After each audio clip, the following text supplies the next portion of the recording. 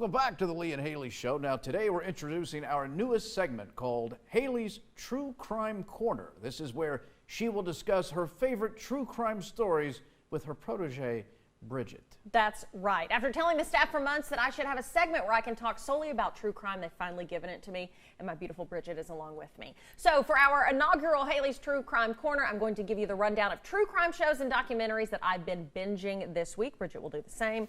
These are shows, books, podcasts, whatever that we think are definitely worth your time this holiday season. You're stuck at home with family or the quarantine. You know, hey, you're always needing new content. So let's get right to it. All right. You ready, Lee? I know that you're going to be taking notes on this. Yeah. Okay, so first off, I'm going to talk about Children of the Snow. This is on Hulu. It is a docu-series. It's not new. It's actually been out for a few years, but I just found it, so I think a lot of you may not have seen it as well. Children of the Snow focuses on the Oakland County child killer.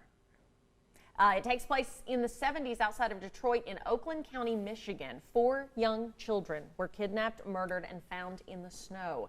The murder sparked one of the largest manhunts in U.S. history. I did not even know about this crime. Had you heard of this crime or this series of? I've never heard about this one, and I've heard about a lot of them. Yeah. But it sounds, I mean, it's terrible anytime a crime involves a child. But I'm definitely, so is it, can I ask, is it unsolved or have they? So that's what's really interesting about this case, because it was so horrific, and a lot of family members think more could have been done. I am still in the last episode, and so I don't know for sure. I think it's still technically unsolved, but a lot of people think they know who did it. It's very, very good, and it's still being investigated When you say currently. they think they know who did it, do they point the finger at somebody?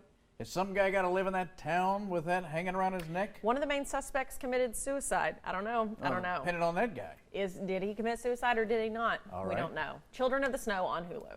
Okay, Bridget, what are you watching? Alrighty, well, like Hayley, I love true crimes. The first true crime suggestion that I have is a podcast Hayley and I love so much. Love. It's My Favorite Murder. Obsessed. It is a weekly true crime podcast hosted by comedian Karen Kilgariff. She was on Ellen and Mr. Show with Bob and Yes. whatever. She and, retweeted me once. Oh, and that was a big moment for you.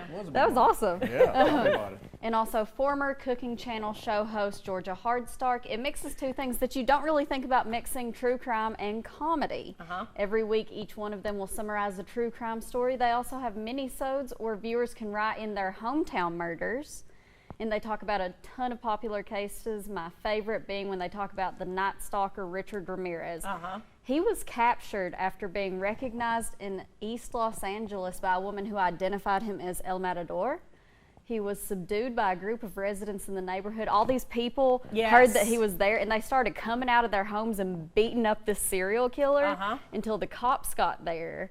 And then he was, you know, getting beat up so bad, he was like, "Please, sir, it's me. I'm so glad the officers caught me." Yeah, he was just that so was so happy by weird. that point because all of these neighbors were just like, "We don't want him in our neighborhood," and they just started coming out of their houses and beating him up. Well, that's the thing. I think a lot of, especially serial killers or just people, they become this thing that's bigger than life while you're searching for them.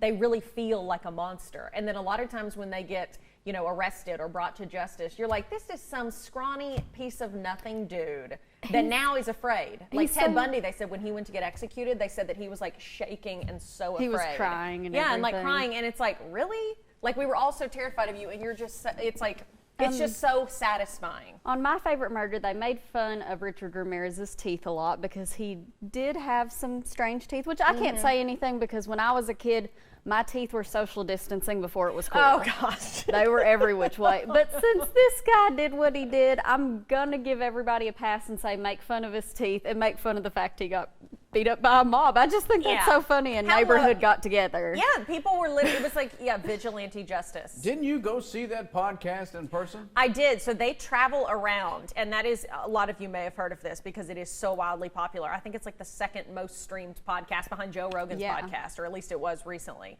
But yeah, they travel around and do live shows, and my friend Claire and I went and saw their Cincinnati live show a few years ago, and it's hysterical. Like they're just fantastic. Two amazing ladies. Okay, this is my next recommendation. It's not a new show, but all new episodes are being uploaded or posted onto Hulu right now, and so I've been watching one at least every night. Like I just watched one last night. It's the First 48. It's such a good show. It follows real detectives across the country heading up homicide investigations. I've seen this one. Yeah, so there's like Atlanta, Tulsa. They do a lot of cities in which the first 48 hours are the most crucial. I think they say that investigators, when a crime happens like a murder, if they don't get a lead in the first 48 hours, their chances of solving it are cut in half. Yeah. So the series shows you the case from the investigator's perspective, what leads them to look into different areas, how they, in most of these cases, solve the crimes.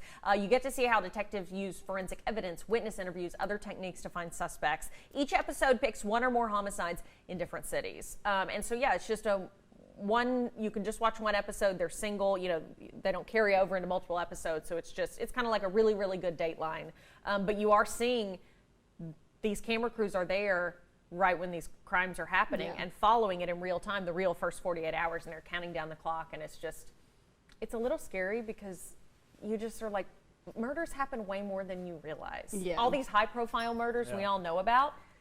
And there's so much they have to look into. Yeah, and there's just so many. So. There was a sketchy show called The First 24. It was really? about a buffet that wasn't so good. Oh, no.